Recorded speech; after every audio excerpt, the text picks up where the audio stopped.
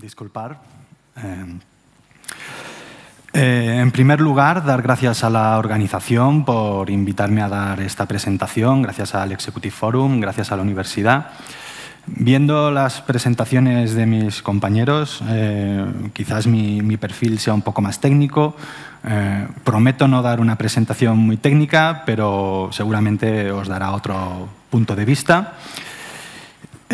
Mi nombre es Sergio Gómez, soy arquitecto Big Data con más de 10 años de experiencia, primero en el sector de la industria móvil y en los últimos 3 años en GFT. GFT es una empresa que ofrece servicios de tecnología de información e innovación global, con presencia en más de 10 países, tanto en América como en Europa, lo que nos permite desarrollar un modelo nearshore. La empresa cotiza en bolsa, en la bolsa alemana, en el índice TechDAX de empresas tecnológicas y actualmente contamos con unos 5.000 empleados y sobre todo destacar el crecimiento de la compañía incluso en los últimos años de crisis del sector. En GFT creemos en la innovación y con el objetivo de poder llevar la innovación a nuestros clientes hemos desarrollado en nuestras oficinas lo que denominamos el Laboratorio de Innovación Digital. Este laboratorio es un espacio físico para la co-creación de procesos y tecnologías. En este espacio, donde empleamos metodologías de desarrollo propias del diseño creativo o de gestión de startups, el objetivo es poder desarrollar prototipos que sean tangibles, que podamos experimentar con ellos de una manera física. Y para esta experimentación, en el laboratorio lo tenemos dividido en tres escenarios. El primer escenario está decorado como si fuera un comercio, una tienda de ropa, con sus mostradores, sus escaparates, etc. El segundo escenario es una oficina bancaria con su mesa para la gente, su sitio para que los clientes hagan cola, etc. Y el tercer escenario es el salón, como podría ser cualquiera de nosotros, con su televisión, su sofá, etcétera, etcétera. Y los 3 escenarios representan los sitios en los que un usuario interactúa de una manera u otra con el banco. Y es donde todos los prototipos que junto con nuestros clientes desarrollamos los podemos experimentar, como decía, de una manera física. Además, el Laboratorio de Innovación también es un centro donde hacemos partícipes a las startups. Consideramos que gran parte de la innovación, o las startups son capaces de hacer mucha innovación por la agilidad que tienen y GFT quiere ser el vehículo para llevar esta innovación a nuestros clientes. Además del Laboratorio de Innovación Digital, GFT cuenta con distintas practices. Una practice es una unidad transversal especializada en un área de conocimiento y que básicamente su objetivo es incorporar nuevas tecnologías al expertise de la compañía, poder diseminar su conocimiento en la compañía y dar soporte a los proyectos de nuestros clientes. Tenemos distintas practices, DevOps, Agile, Business Consulting, etcétera, etcétera, y a la que yo pertenezco es la de Data Practice, que se focaliza en 3 áreas de conocimiento. La de Big Data and Analytics, donde acumulamos conocimiento de tecnologías Big Data y también cosas más trending como blockchain o machine learning, que es de lo que vengo a hablar en la presentación de hoy principalmente. Luego tenemos otras áreas de conocimiento, como son las de Data Management, temas de Data Lineage, Data Quality, Data Governance, que tienen mucha importancia hoy en día con el tema regulatorio, y temas de Business Intelligence, sobre todo temas de herramientas de reporting, y etcétera. Vengo a hablar de cómo en GFT estamos afrontando el paso del Big Data a la inteligencia artificial, no ya solo en GFT, sino en la industria en general, Pero antes, por poner un poco de perspectiva, me gustaría hacer un poco de recorrido en lo que es el Big Data, porque tenemos la sensación de que es una tecnología como que ha estado ahí ya siempre, ya es prácticamente una tecnología estándar dentro de nuestro stack tecnológico, pero si nos fijamos, en el año 2001 es cuando se formuló por primera vez el teorema de las 3 Vs, que ahora ya se ha convertido en 5. Y es el año en el que se anuncia la problemática del Big Data. Pero no es hasta el año 2006 en el que aparece la primera solución open source Big Data, la de Hadoop. Seguro que habéis escuchado hablar de ella. Eso significa que entre el año 2006 y actualmente, hablamos de poco más de 10 años, ha tenido lugar la adopción de esta tecnología. Todos empezamos primero haciendo pruebas de concepto, viendo qué partido le podemos sacar a estas tecnologías, luego ya los primeros proyectos, y a día de hoy ya es una tecnología más dentro de nuestro stack tecnológico, ¿no? Un poco lo mismo ocurre con el cloud. Incluso quizás su adopción ha sido más rápida, seguramente porque la manera de justificar su aporte de valores es incluso más sencilla de entender, ¿no? Pero hablamos de que en 10 años hemos incorporado estas tecnologías y los cambios que han conllevado, ¿no? En GFT, pues, con Big Data hemos hecho proyectos de todo tipo. Primero los típicos de ETL, Extract, Transform and Load, proyectos en el campo de retail, de investment banking, etcétera, etcétera. A día de hoy, y es una opinión algo personal, pero creo bastante extendida, nos encontramos en una fase inicial de adopción con la inteligencia artificial. Estamos con la inteligencia artificial como estábamos hace 10 años con el Big Data. Todos empezamos a experimentar. Y lo que quiero explicar un poco es cómo en GFT hemos hecho este paso. Antes de continuar, ¿no? Un poco todos podemos tener una idea de qué es la inteligencia artificial. De hecho, todos somos usuarios de inteligencia artificial en muchas de las aplicaciones móviles que tenemos. La inteligencia artificial es un concepto abstracto y es la capacidad de las máquinas de poder hacer tareas de una manera indistinguible a como lo haría un humano. Esta capacidad de poder hacer estas tareas se hace mediante el entrenamiento, lo que denominamos el machine learning, el aprendizaje automático. Y el resultado de este machine learning siempre es un modelo. El modelo, que me veréis que utilizo el modelo recurrentemente a lo largo de la presentación, no es más que una función que, dado un conjunto de datos de entrada, te obtiene un valor, un resultado de salida. Puede ser algo tan sencillo como, dado un correo electrónico, determinar si es spam o no, o dado un usuario, recomendarle un producto, ¿no? La característica de este modelo o función es que no está programado de una manera determinista. Está entrenada, ajustado a un conjunto de datos. Así pues, es por lo que decimos que los datos son la auténtica gasolina de la inteligencia artificial. ¿Y por qué hablamos tanto ahora de Machine Learning? ¿Por qué se ha vuelto tan de moda, ¿no? Pues precisamente cuando hablamos de inteligencia artificial, un subconjunto de la inteligencia artificial es el Machine Learning y un subconjunto de la inteligencia artificial, perdón, del Machine Learning es el Deep Learning, que está muy de moda hoy en día con nuevas herramientas como TensorFlow de Google, etcétera, etcétera. Estas técnicas, que tienen más de 30 años, siempre se han mostrado muy efectivas a la hora de hacer tareas inherentemente humanas, como son el procesamiento del lenguaje natural, el reconocimiento de voz, reconocimiento de imágenes. Lo que pasa es que estas técnicas requieren de una gran cantidad de datos. Cuanto mayor cantidad de datos tengas, mejor será tu modelo de predicción o de reconocimiento de voz o de lo que sea. Y para procesar esta gran cantidad de datos también se requiere una gran cantidad de cálculo, de cómputo. Casualmente, o no tan casualmente, en los últimos años, precisamente lo que hemos estado haciendo es, con el Big Data, acumulando toda esta cantidad de datos. Y además, con la evolución del cloud, hacemos el acceso a la alta computación asequible a un coste asumible, ¿no?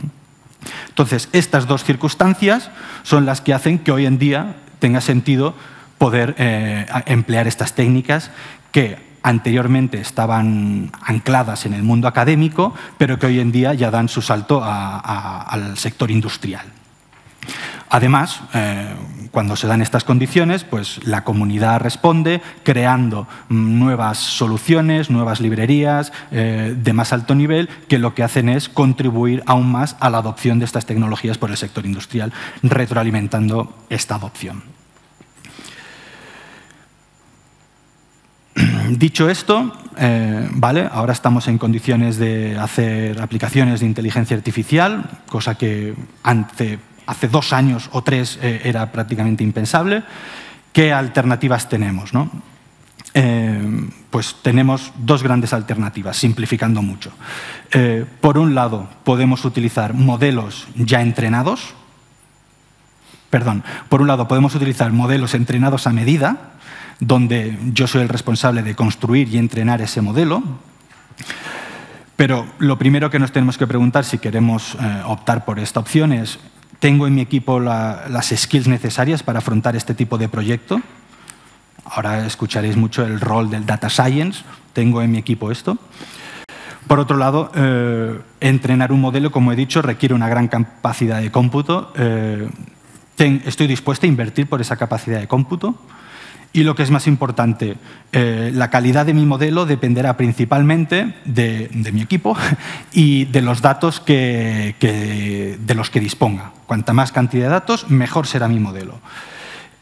¿Dispongo de esa cantidad de datos? Y esta es una pregunta clave, porque si pensamos en un caso genérico como el reconocimiento de voz o reconocimiento de vídeos, ¿quién es el que tiene la mayor cantidad de vídeos? YouTube, ¿no? Google es el que tiene la mayor cantidad de vídeos. Pues son ellos lo que para estos casos genéricos disponen de la mayor cantidad de datos y disponen ilimitadamente de la capacidad de cómputo que requieran. En consecuencia, para estas tareas más genéricas existen modelos ya entrenados, accesibles vía API en Internet, que no me obligan a pasar por una fase de entrenamiento. Simplemente, si quiero hacer reconocimiento de imagen, es tan sencillo como pasarle la imagen a una API en Internet y me devuelve un conjunto de tags del contenido de esas imágenes. Algo que era impensable hace 2 años, añadir esta funcionalidad en alguno de nuestros servicios o aplicaciones, a día de hoy es perfectamente factible. Es lo que llamamos la democratización en el acceso a la inteligencia artificial. Y algunos de los proveedores de estos servicios de inteligencia artificial en el cloud son pues, IBM, Google, Amazon, Microsoft, etcétera, etcétera. Y simplemente es pagando por uso en el acceso a las APIs. ¿En qué casos tendrá sentido hacer una cosa o en otra? Pues por nuestra experiencia en GFT, en el caso que estés trabajando en un dominio muy concreto, pues evidentemente, si quiero hacer un recomendador de productos, nadie mejor que yo va a conocer mis productos, nadie más que yo va a tener más datos de mis productos. En esos casos, recomendación de productos, predicción de la demanda, gestión del riesgo, prevención del fraude, etcétera, etcétera, tiene más sentido optar por un modelo entrenado a medida. En casos genéricos, como he dicho antes, procesamiento de vídeo, procesamiento de lenguaje natural, etcétera, etcétera, podemos optar o deberíamos optar por soluciones disponibles en Internet porque son los que están en condiciones de ofrecer los mejores modelos. En GFT hemos podido experimentar con ambas opciones y hemos hecho proyectos en el ámbito de la prevención del fraude o en el ámbito del análisis de sentimientos en un contexto de feedbacks de usuarios o en temas de visión por ordenador, en detectar el estilo de vida de una persona en un contexto de social onboarding. Veremos luego algunos de estos ejemplos. Como parte del offering de inteligencia artificial de GFT, hablamos de soluciones cognitivas Cognitivas es un paso más allá a la inteligencia artificial y es el dotar de conocimiento del entorno, ser conscientes del contexto y aprender de él, ¿no? Clasificamos estas soluciones en 4 categorías. Esta clasificación no es exclusiva para la banca, es transversal para cualquier sector y tenemos soluciones en el campo del advisory, que sería el gestor personalizado, por así decirlo, data management, que sería en el campo de la analítica predictiva, analítica cognitiva incluso, la automatización de procesos, sean internos o externos, o en el campo de la experiencia de usuario, ¿no? Ofrecer un multicanal integrado, incluso con la presencia de agentes virtuales. Y ahora, por ver un poco algunas de las experiencias que hemos desarrollado en GFT junto con nuestros clientes en el laboratorio de innovación que hemos comentado antes, uno de los primeros casos de uso es el de anti-money laundering. En el sector de la banca privada existe mucha presión por investigar y determinar si el origen de los clientes tiene algún origen delictivo o de algún crimen organizado o lo que sea, ¿no? Hasta ahora, uno de nuestros clientes estaba haciendo esa investigación de una manera completamente manual, con un equipo de gente dedicado a hacer búsquedas en Internet, de una manera no determinista, no auditable y que causaba muchas ineficiencias. Se pensó en cómo podemos automatizar todo este proceso, enriquecer este proceso de búsquedas en Internet utilizando técnicas de Machine Learning para crear una herramienta de soporte a la toma de decisiones que, sobre todo, mejorase a la hora de determinar el origen de o si un usuario es fraudulento o no. En esta herramienta se hacen combinación de muchas técnicas, entre ellas procesamiento de lenguaje natural para determinar si un término es sospechoso o no dentro de las búsquedas, las summarization o la agrupación de resultados de búsquedas para que el analista pueda consumirlas más eficientemente, temas de Name Entity Recognition para identificar de manera automática localizaciones, personas, organizaciones vinculadas al sujeto a investigar, predicción del estilo de vida en función de las imágenes disponibles en Internet sobre ese sujeto, análisis de sus relaciones sociales, también a partir de las redes sociales, etcétera, etcétera. Destacar que algunas de las técnicas fueron presentadas en una conferencia científica el año 2016, KarmaConf, y el artículo se presentó en aquella conferencia.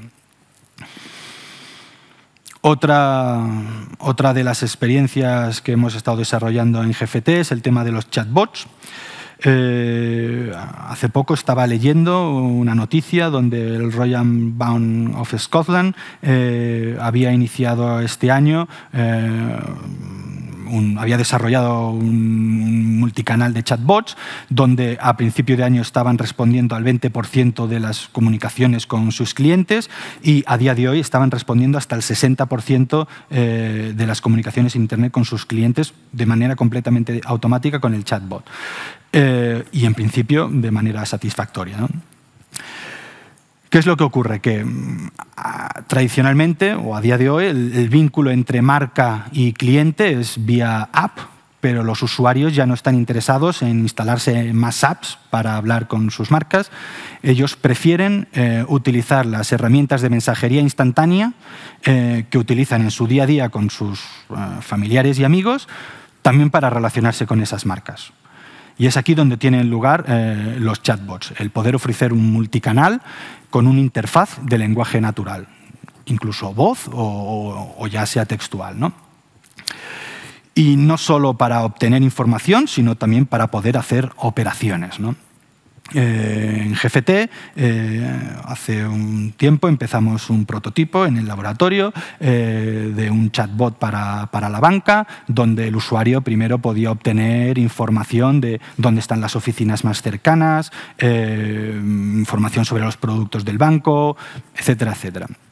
A partir de ese prototipo se hizo un proyecto con un importante banco europeo donde se fue añadiendo funcionalidad para hacer operativa básica de usuario, desde consultar mis últimos movimientos, mi saldo o ya poder hacer una transferencia o incluso anular una tarjeta en caso de robo. Todo eso vía una aplicación integrada en un canal de mensajería instantánea. Nuestra experiencia en GFT con el tema de los chatbots es que a día de hoy hay que ser honestos con lo que puede y no puede hacer un chatbot. Hay que controlar mucho los límites del diálogo, no haciendo preguntas abiertas, ofreciendo opciones al usuario o incluso en la utilización de botones para controlar el diálogo, para evitar caer en una situación de break. Una situación en la que el usuario pregunta algo no esperado o no planificado. Pero incluso en ese caso hay que ser honestos, como decía antes, hacer ver al usuario que él está hablando con un bot, no con un humano, para no generar falsas expectativas, para no generar frustración en algún momento. Y en caso de llegar a una situación de break, indicarle hemos llegado a una situación de break, plantearle cómo reconducir el diálogo o incluso plantearse delegar la conversación a un humano para que hace el handover de esa situación. Otra de los procesos en los que hemos incluido temas de inteligencia artificial o machine learning es un proyecto de automatización de procesos. En este caso, nuestro cliente, las incidencias de los trades se gestionaban vía email y todos los mails iban a parar a un mismo inbox, donde un humano tenía que hacer una clasificación de esos mails y hacer forwarding al departamento correspondiente y una vez allí, pues ya la incidencia sería resuelta o respondida, ¿no? En GFT estuvimos pensando en cómo automatizar todo este proceso hicimos primero algoritmos de clasificación para poder clasificar automáticamente los mails a medida que llegaban en función de su temática y enviarlos al departamento correspondiente, eliminando así el primer paso de intervención humana. Y luego, una vez ya en los departamentos, aplicar razonamiento basado en reglas, principalmente, para la resolución de incidencias, en muchos casos basadas en incidencias pasadas, ¿no? Si lo pensamos en otro escenario, como podría ser el de primer nivel de soporte de cualquier grupo IT, de tecnología, ¿no? De departamento de tecnología, imaginad cuántas peticiones de reset de password pueden recibir y cuántas de ellas podríamos resolver de manera completamente automatizada, ¿no?